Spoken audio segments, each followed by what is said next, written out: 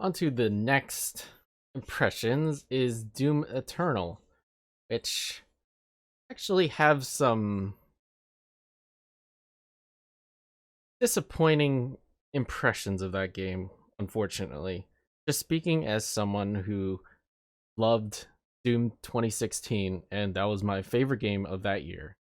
This is doing a lot of things. It's a very ambitious game, and I think it really hurts it in the long run. I played Doom 2016 the demo. I didn't play the whole real game myself. And from what I got from the demo, it was really good, really fast, looks cool as hell, badass, fast pace, a lot of gore, blood. So, what makes it disappointing in the Eternal version? To give you an idea, Doom 2016, what made it so great was it was simple. There wasn't a huge plot. It wasn't bogging you down with cutscenes or anything. It was just like go from A to B and just keep moving kind of thing. It just like don't stop. This Hmm. game breaks up the pace a lot with cutscenes and story and dialogue, which I don't mind because they did that in previous game, but they did it sparingly. So the focus was always the combat. And here, they decided to mix it up with first person platforming, which is going to be divisive because the only other games that I know have done that is Mirror's Edge and Dying Light. And those are not, take it for what you will. If you like that kind of platforming in first person, it works in this game, but I could do without it. Like, I don't need to do this platforming. And honestly, it takes some time to get from one monster arena to the next one. And it makes it pretty obvious. Huh. Okay. Anything else that changed from the for 2016? They added a lot more gameplay mechanics and upgrade systems, which is very overwhelming. And also, it drops you in, like plot wise, because it starts throwing out these different characters and terminology in this universe that you've never heard of, and the first game never even mentioned that. So maybe if Oh. you read, there's text and logs or something that introduces it, but I was really confused who these people were and why I'm doing this, and they say why, but I think it also tracks the fact that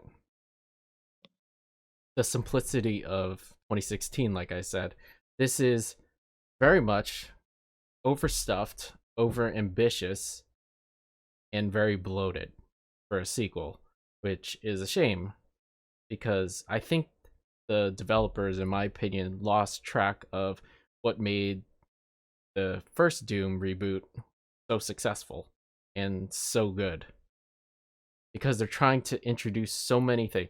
It's like they are thinking about different ways to introduce the sequel, like what can we do to make it interesting or make it different from the first game, and then they come up with all these ideas like on a whiteboard.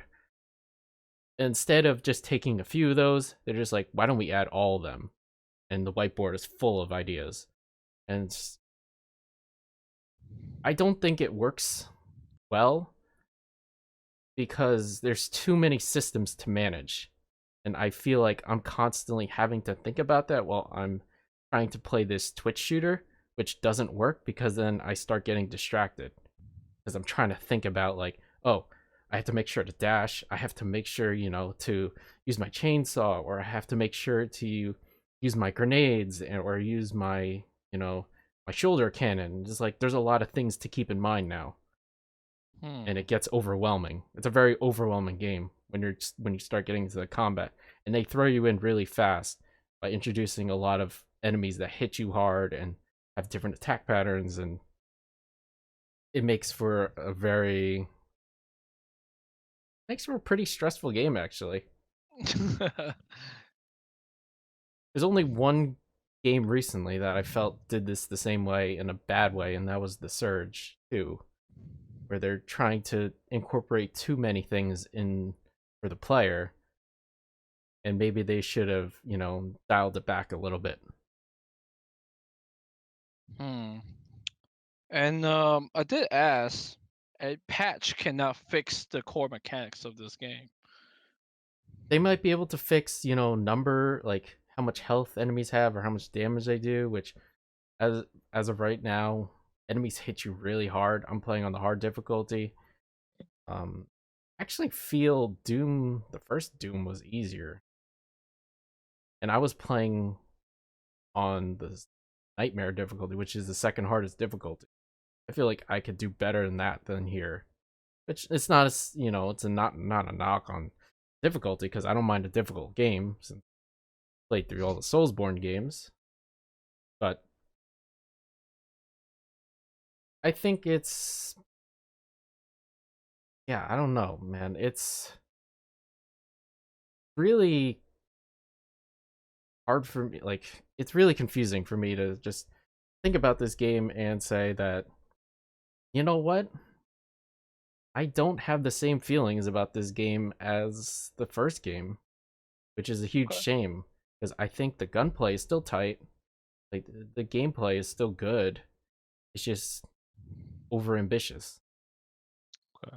So so what do you say to viewers? Do you recommend this game if they are a big fan of Doom 2016, or should they maybe buy it but not at full price, hold off on it?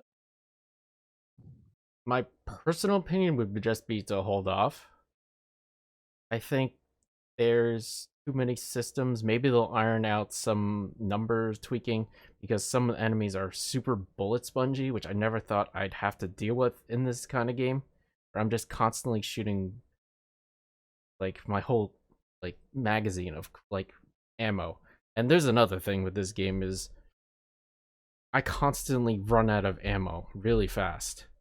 And I have to use my chainsaw, which I'm understanding that's the gameplay loop of this particular game. They want you to vary it up and use all your weapons in your arsenal kind of thing, which I do, and I still run out of ammo.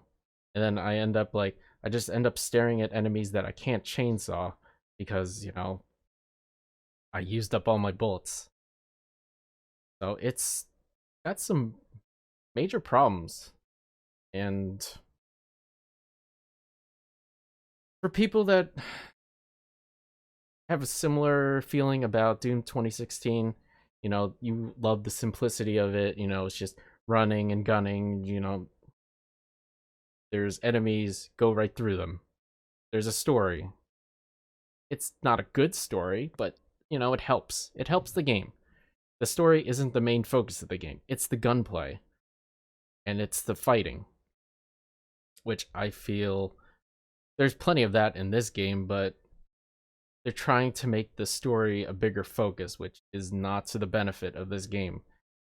Because I don't think people came to this kind of game for the story, like I said. So if you're into those kinds of things, like I said, the gunplay and everything, it's still there, but I would wait for a discount because I don't think this is as tight or as, efficient. It's not an efficient game.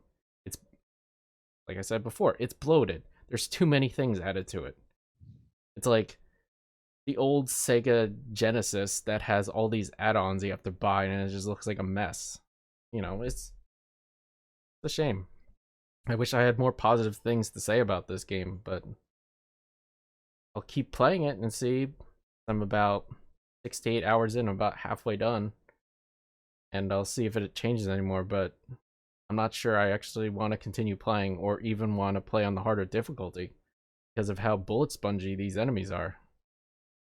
It's not fun to constantly shoot at an enemy for, you know, like a minute straight. Just going back to Borderlands kind of feel, or those looter shooters, except you're not getting loot for your work.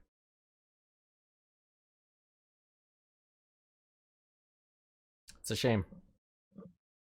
This is one of my top anticipated games, probably the top two.